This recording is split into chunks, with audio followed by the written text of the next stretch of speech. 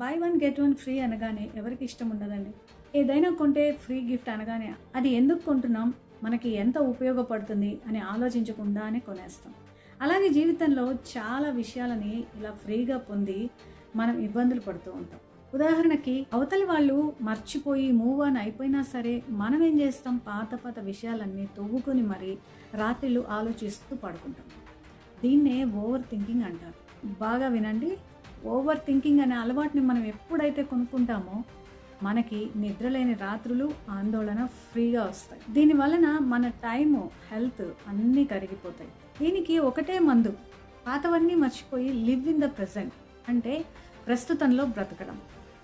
ఈ ప్రస్తుతంలో బ్రతకడం అనే అలవాటుని కానీ మనం కొంటే మనకి మనశ్శాంతి, ఆరోగ్యం రెండు ఫ్రీగా లభిస్తాయి. అయితే ఈ రెండిటిలో దేన్ని కొనుక్కుంటారనేది మీ చేతుల్లోనే ఉంది. ఎంతమంది ఈ విషయానికి రిలేట్ అయ్యారో కామెంట్లో ఎస్ అని తెలియచేయండి.